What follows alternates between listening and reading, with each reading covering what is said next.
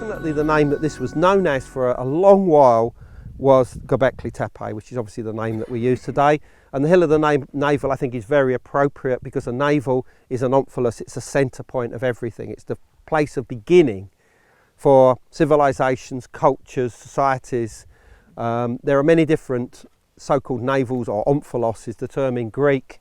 Delphi, for instance, is the most obvious one in Greece. Easter Island has its own omphalos, its own navel stone. So does the Incan civilization of Peru at Cuzco has its own omphalos stone as well. And there are many others around the world, and all of them represent the same thing. This is where creation began. Creation not just of the physical world, but also in many cases the creation of the universe itself. They see that as the point of creation, and where creation continues to go out on both an energy level and in the material sense as well. The proper term for a occupational mound of this nature is a huyuk, as in Çetilhoyak or a Şiklihoyak. But this has gained the name Tepe because people didn't realise it was an occupational mound. And Tepe simply means hill.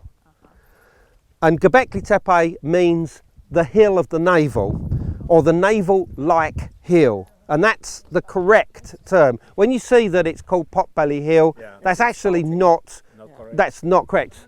The person, the priest or the astronomer or whatever would approach from the south,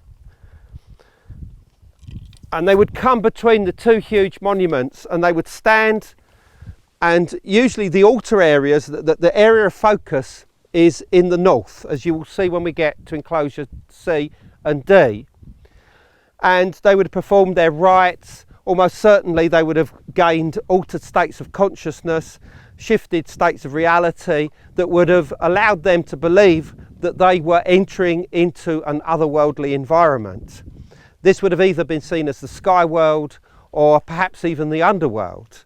But it would have been the other world. It would have been the place of dreams, the place of visions, the place of contact with supernatural forces, celestial beings, the ancestors, where they could communicate with them and deal with the affairs of humankind on behalf of the community.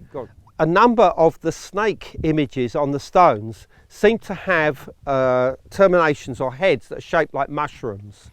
And it would not surprise me if we find that psilocybin mushrooms was one of the substances that was used in this area to achieve altered states of consciousness. And I would think that might also relate to why there are so many snakes, because just like ayahuasca, with mushroom experiences, people very often see snakes and serpents and things like that. These were robbed out, is the correct word that archaeologists use, in antiquity. Now that means that they could have gone at the time when this particular enclosure was decommissioned. By the way, this is not only known as Enclosure, it's also known as the Rock Temple by archaeologists. I think it's called something like the Fulcian Temple, I think, which in theory should translate from German to English as Rock Temple, something like that. Right, so as I said, all of these stones would have been robbed out, but there are other features here that are of great interest. Obviously, behind you, you've got these two huge holes. Now, it's suggested that these were water cisterns. That's probably true, because they obviously are one of the first places that you reach as you get to the top of the hill. People would have brought water up, and they would probably have dumped it into these to replenish the water that was here, because there are no water sources on the top of the hill at all. You have to go at least a couple of kilometres away to actually find water sources even today. So that is possible, but on top of it we have dozens of what we call the copules, or the cup marks, and you can see them here, and they overlay the actual bedrock of Enclosure itself. Now, whether that means they were integral parts or whether they were put there at a later point, we can't say for certain. I mean, there's one even in the pedestal over there, but there's more here, and these seem to be deeper. because presumably this is the outside edge of the temple. I mean, many of them you can actually see how they've been bored as well. There's like you know, sort of what do you call it, spirals within them that seems to show how they were bored. I think they're playing snooker. Right, I think that, as I said, they've got a connection with divination, but we've got more here. We've got loads more of these copules here, all over the rock here.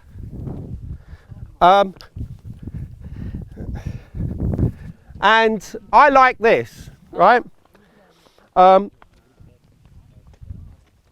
Everybody, if you want to have a look. This, I'm pretty certain, has been cut out the rock so that a human body, of obviously somebody who is deceased, could be placed in here. And I'm pretty certain I know how this works, and I have to be careful when doing this because A, I'll get very dirty, and B, and also there are lots of ants in there, or there were one other time I did this. So, well, I'll try and show you what I'm doing. Right, okay. It's a fetal position like this. Okay. Hold on, more pictures. I'll take a picture of that. Wait, just let that snake climb up. Right, I'm getting out. Right, okay. So, yeah, that's it. My nice new clean trousers today. I'm pretty certain that the head faced towards the west, and the way that it's laid out there, I'm pretty certain that the face pointed towards the north. The top of the cranium was to the west, and obviously the body itself is in the area of the east. Okay. Now again, when this was actually placed here, we don't know. We were talking last night about dating evidence, and there have been bones that are found within the retaining walls of Enclosure D. Enclosure B, I should say, that come out to about 8,200 BC. Nobody will know what's here. I mean, presumably whatever was here was robbed out many, you know, centuries ago, arguably even in antiquity. But the fact that it does face the north is something which I'll come back to tonight. I think that is quite interesting. Obviously, this place itself is on the edge of the precipice here. This would have been a place where water would have accumulated in the past. It would have naturally run down after rains and accumulated down the bottom and formed a small stream. That may have been important, and a few people have suggested to me that the shape of this whole valley cutting here is very reminiscent of a female vulva. I mean, it's not something that I would necessarily write about in my books, but I can see where we're talking about here, because obviously it reaches right up to the actual occupational mound, the Tepe itself, and it could well be that the Tepe is representing the uterus itself, the womb of a woman. I actually think that's probably the case. I think that's what it does represent. There is a lot of sexual symbolism. I think this was very, very important to ancient peoples. Can we see that? The builders brought all of the material here, either from the quarries, which was the stone chippings from the stones, the human refuge, everything, their rubbish. They brought up earth from the valleys, and they brought it all to create this occupational mound. Now,